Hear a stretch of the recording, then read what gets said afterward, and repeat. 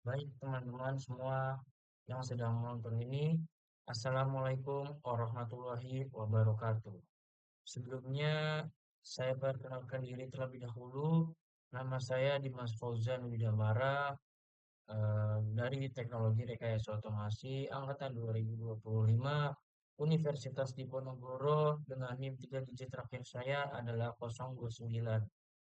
Jadi di video kali ini saya akan menjelaskan serta mempraktikkan langsung praktikum di mana tema kali ini adalah pembelajaran C++ level 5 di mana C++ level 5 ini sudah level ke atas, bukan menengah lagi, tidak seperti 3 sampai 4 yang sudah kita jelaskan sebelumnya.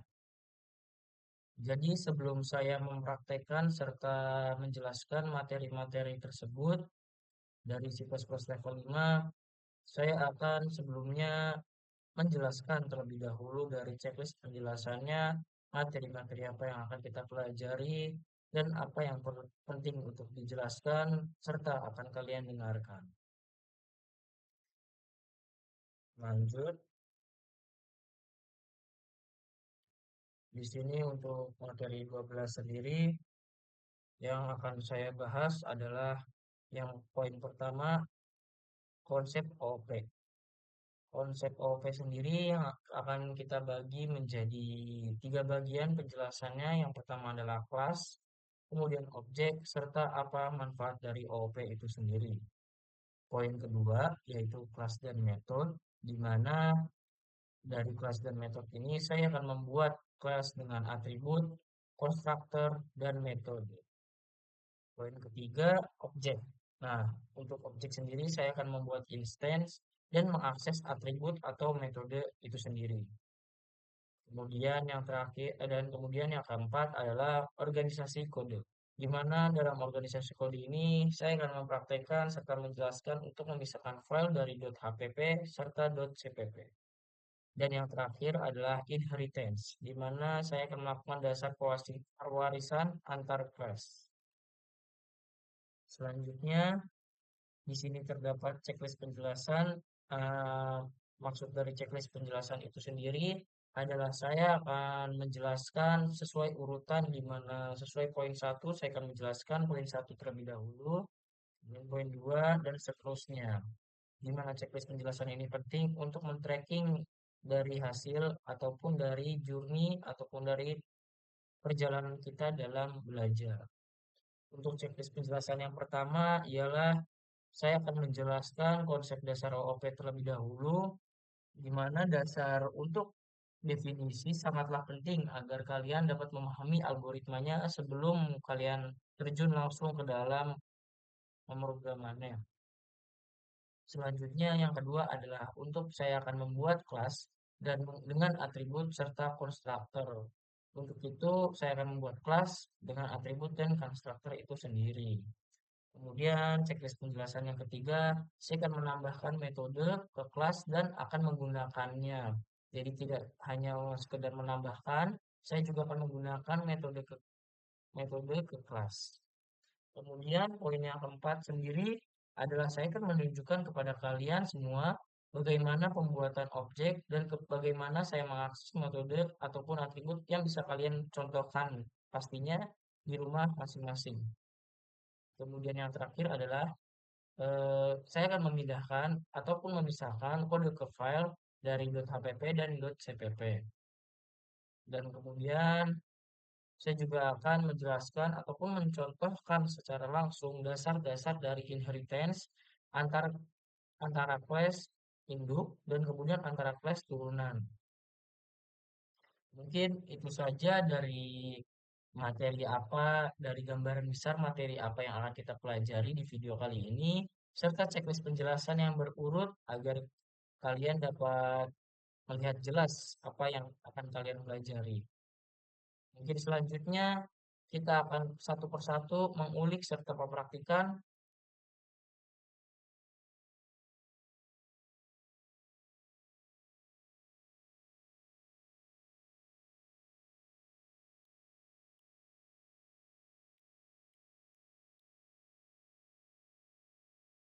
Oke, baik teman-teman. Setelah kita sudah menjelaskan dari gambaran luasnya, sekarang kita lanjut ke lebih kerucut lagi, lebih detail lagi dari gambaran luasnya yang sebelumnya itu. Oke, baik. Di sini kita ke gambar presentasi yang pertama, yaitu materi 12, di mana poin pertama yaitu kan konsep OOP, di mana di dalamnya terdapat kelas, objek, serta manfaat OOP itu sendiri. Definisi OOP sendiri adalah pemrograman berorientasi objek. Adalah pendekatan pemrograman yang memodelkan komponen dunia nyata ke dalam bentuk objek. Kemudian setiap objek juga memiliki atribut ataupun data dan metode ataupun perilaku. Dalam OOP, sebuah kelas berfungsi sebagai cetak biru ataupun blueprint yang menentukan struktur data dan tindakan yang dapat dilakukan objek. Sedangkan objek itu sendiri adalah wujud nyata dari kelas. Dan setiap objek dapat memiliki nilai data yang berbeda meskipun berasal dari kelas yang sama. Untuk manfaat OP, antara lain kode lebih modular, mudah dirawat, dapat digunakan ulang, serta juga dapat mendukung perkembangan aplikasi besar dengan struktur yang lebih jelas.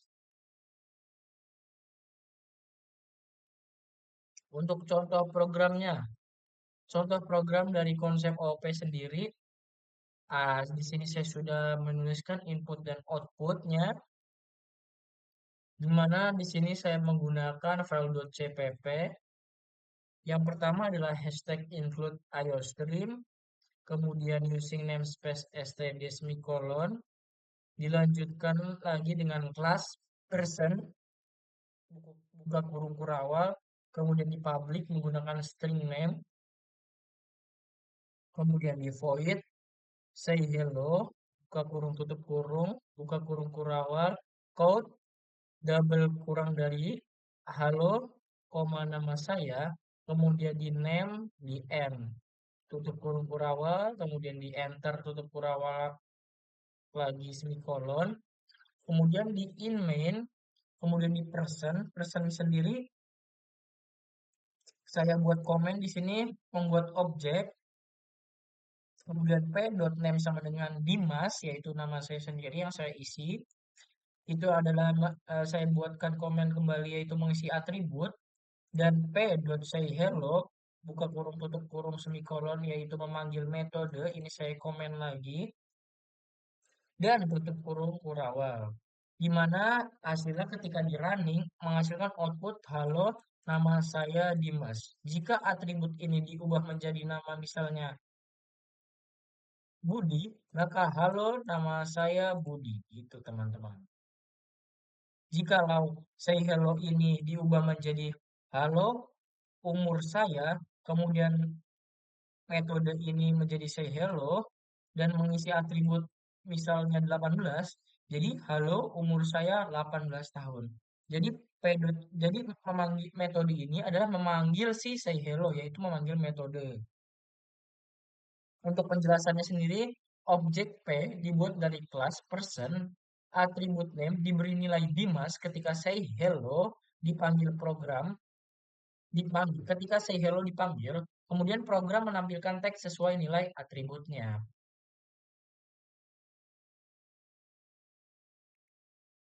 Baik, semuanya setelah tadi kita sudah membahas tentang konsep OOP mulai dari kelas, objek, serta manfaatnya. Sekarang kita lanjut lagi ke yang poin yang kedua yaitu kelas dan metode. Di mana kelas dan metode ini kita akan membuat kelas dengan atribut, konstruktor, dan metode. Dengan definisi, kelas pada OP dapat memiliki atribut untuk menyimpan data dan konstruktor untuk memberikan nilai awal ketika objek pertama kali dibuat. Nah, konstruktor sendiri merupakan fungsi khusus yang otomatis dipanggil begitu objeknya telah kita buat. Dengan menambahkan metode, objek dapat melakukan tindakan tertentu yang relevan dengan data yang dimilikinya.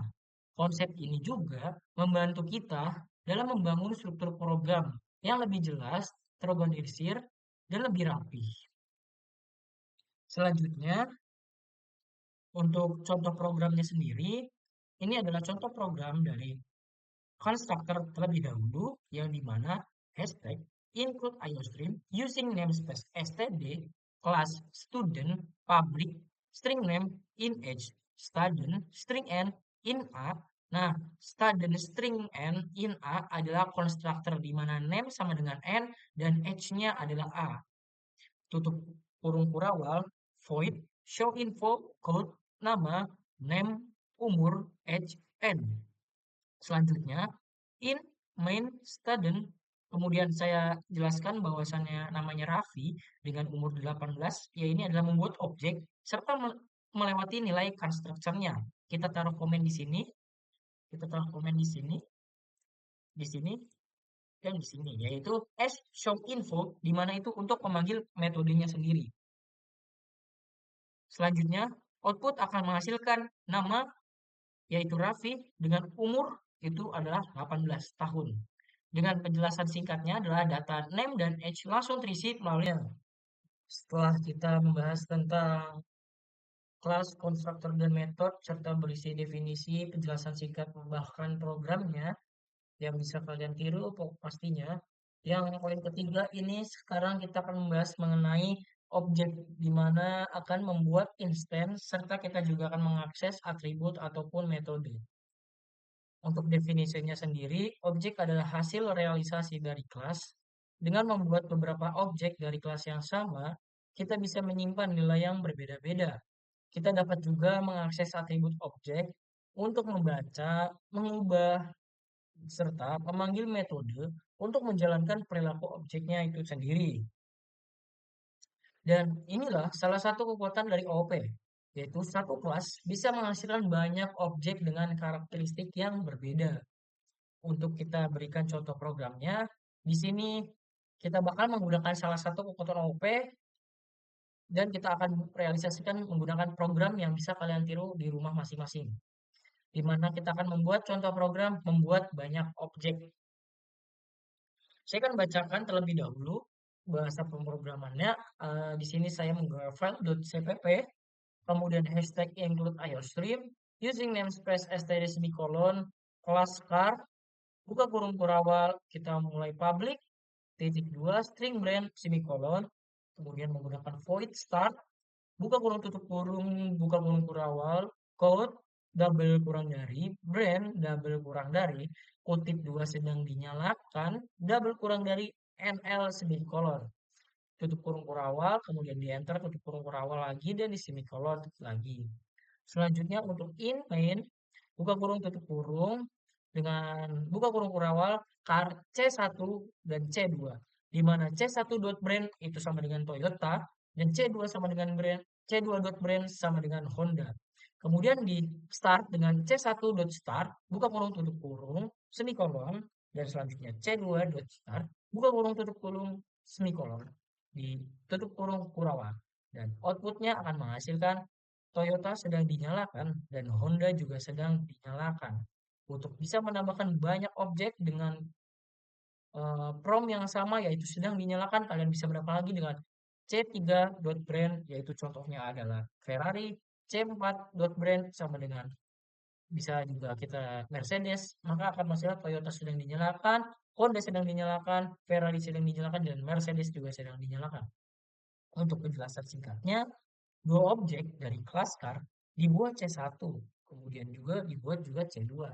Masing-masing objek memiliki nilai brand yang berbeda, sehingga output menampilkan informasi yang berbeda meskipun menggunakan metode yang sama, yaitu menggunakan C titik-titik dot start. Nah, selanjutnya di sini kita akan membahas poin keempat, yaitu organisasi kode, di mana kita akan melakukan pempisahan file .hpp dan .cpp, di mana dalam proyek besar, file program dipisah menjadi beberapa bagian agar mudah dikelola, di mana file .hpp ini berfungsi sebagai header berisi deklarasi kelas, sedangkan .cpp ini berfungsi dan berisi sebagai implementasi fungsi main programnya tersebut. Apa itu main program? Main program sendiri adalah inti utama dari program kita dan menggunakan biasanya main.cpp. Dan untuk tujuannya hanya memanggil kelas yang telah didefinisikan. Pemisahan ini meningkatkan keterbacaan kita sebagai developer ataupun pengembang program, serta memudahkan perbaikan dan memudahkan kolaborasi tim kita itu sendiri. Untuk contoh programnya, yang pertama kita coba yaitu menggunakan mobil-mobil tadi, yaitu car tadi. Car brand, kita akan menggunakan merek mobil. Di mana untuk HPP-nya sendiri, car.hpp, saya akan menggunakan codingan hashtag if and def car underscore hpp, hashtag define car underscore hpp, hashtag include string using namespace std semikolon, kemudian untuk kelas car-nya buka kurung kurawal di public, titik dua, string brand semikolon void show buka kurung tutup kurung kurawal semikolon hashtag endlif. Nah, untuk CPP-nya kita menggunakan file car.cpp. Untuk .cpp ini hashtag include iostream, hashtag include car.hpp, yaitu yang sudah dibuat di sini. Dan using namespace std void car titik dua kali show buka kurung tutup kurung buka kurung kurawal code double kurang dari kutip dua brand double dua kali brand double kurang dari brand double kurang dari nl semikolon buka kurung tutup kurung kurawal. Untuk main cpp-nya sendiri, main.cpp untuk car.cpp, apa bedanya dengan main.cpp? Car.cpp ini kita isi sebagai bagaimana nanti cara brand mobil itu dipanggil. Dan untuk .hpp ini dia tadi berfungsi sebagai header untuk mendeklarasikan kelas. Selanjutnya kita menggunakan main.cpp.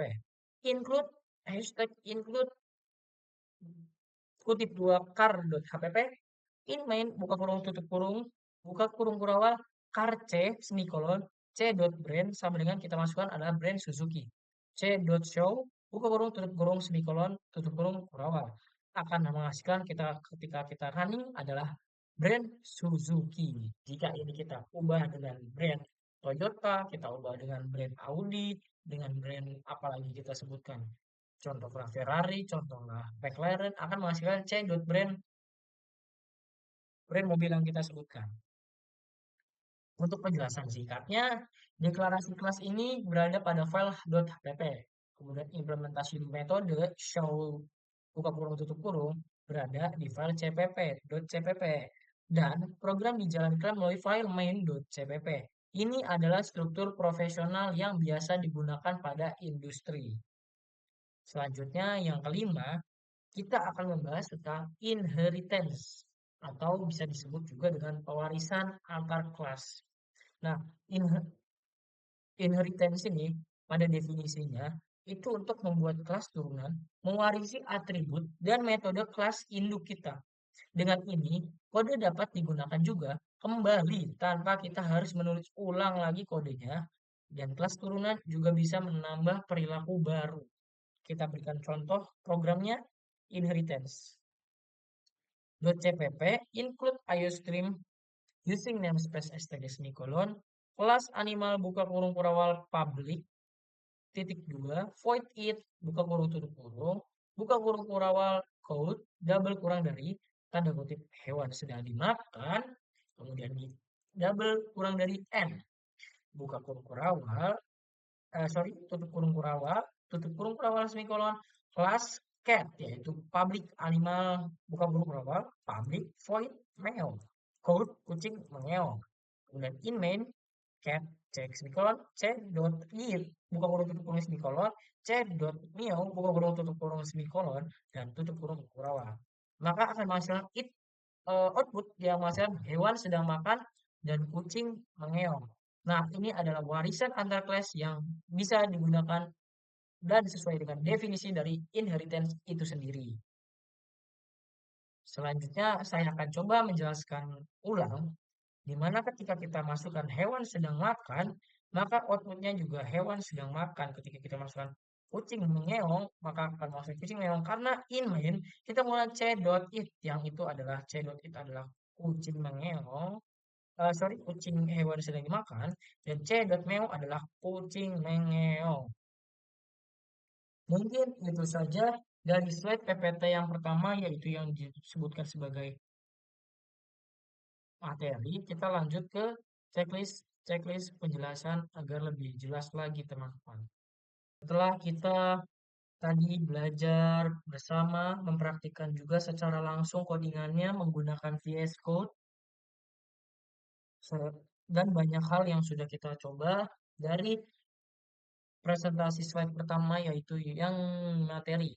Sekarang kita lanjut yang checklist, di mana checklist ini adalah tujuan utama saya membuat video ini. Baik, kita langsung aja kita mulai ke checklist yang pertama. Saya itu akan menjelaskan pertama-tama konsep dasar OOP itu sendiri. Konsep dasarnya simple. OOP itu untuk menyederhanakan pemrograman yang melalui konsep objek. Kemudian, di setiap objek itu memiliki atribut dan metode. Nah, itu coba catat nih. OOP menyederhanakan program melalui konsep objek. Di dalam objek itu punya atribut dan punya metode. Sehingga pemrograman menjadi lebih intuitif, lebih terstruktur, kemudian dan lebih alami juga. Konsep dasar OOP ini mencakup abstraksi, enkapsulasi, pewarisan, dan polimorfisme. Dengan cara ini, pengembang dapat membuat aplikasi yang kompleks dengan struktur yang mudah dipahami dan dapat kita kembangkan kembali. Dimana kalau kalian masih ingat tadi video kita udah membahas tentang pewarisan, yaitu inheritance. Selanjutnya, kita berikan contoh sederhana dari programnya lagi deh. Kita menggunakan file.cpp, kelas human, buka kurung awal, public, titik dua, void speak, buka kurung tutup kurung, buka kurung awal, code double kurang dari, tanda kutip manusia berbicara, kemudian di double kurang dari, m, tutup kurung awal, tutup kurung awal lagi, dan di semikolon. Maka ketika kita running, akan menghasilkan manusia berbicara. Ini adalah konsep dasar dari OOP, di mana OOP ada kelasnya, dan juga mencakup konsep objek, dan setiap objek juga memiliki atribut dan metode. Baik, kita bahas selanjutnya. Untuk checklist yang kedua, saya akan membuat kelas dengan atribut dan constructor. Untuk definisi singkatnya, saya ulang kembali. Konstruktor menginisiasi nilai awal untuk objek yang dibuat. Hal ini juga memastikan setiap objek langsung berada dalam keadaan valid dan tidak memiliki nilai yang kosong. Untuk contohnya sendiri, kelas kita pakai file.cpp dengan kita running di VS Code, teman-teman. Kelas laptop, buka kurung kurawal, kemudian kita public, titik 2, kemudian di string brand semikolon, kita pakai in price, kemudian laptop string B dan in P, di mana B itu sama dengan brand dan in P kita sama dengan kan price. Kemudian ketika di output maka kasih menghasilkan brandnya apa dan price-nya berapa. Di sini saya memberikan namanya apa saran kepada kalian bahwasanya kita gunakan AI seperti ChatGPT, Gemini, Replit, AI Replit, AI dari kemudian AI dari VS Code, AI kemudian dari Windsurf, dan AI dari apapun itu, kita gunakan sebagai kita belajar, kita latihan, kita mengembangkan. AI sendiri saya sarankan bukan untuk kalian tidak mengerti apa-apa, terus kalian AI. Tidak, AI itu untuk mengembangkan, belajar hal baru, dan mengerti konsep dasar. Selanjutnya, di checklist yang ketiga, saya akan menambahkan metode ke kelas yang dapat kita langsung gunakan. Untuk metode, memberikan perilaku pada objek. Dengan metode, objek dapat melakukan aksi yang sesuai dengan data yang sudah dimilikinya. Di mana contoh, kelas laptop buka kurung perawal. Kemudian kita lanjutkan public, titik 2, string brand semikolon, void info buka kurung tutup kurung buka kurung kurawal, code, double kurang dari tanda kutip laptop, double kurang dari brand, N, kemudian ditutup kurawal, ditutup lagi kurung kurawal. Di mana laptop akan menghasilkan brand ya, kita ubah menjadi contoh seperti Acer. Kita akan menghasilkan output jika dipanggil laptop akan menghasilkan Acer. Kemudian untuk yang keempat, saya akan menunjukkan pembuatan objek dan akses atribut ataupun metode. Gimana kita kasih contoh ini? Laptop satu dot brand sama dengan Acer, satu dot info. Outputnya pasti bakal laptop Acer. Kita lanjut lagi. Checklist yang kelima, pisahkan kode ke file HPP dan CPP, di mana saya sudah membahas, dicontohkan, dan didefinisikan di bagian sebelumnya tadi, yang sudah sangat jelas.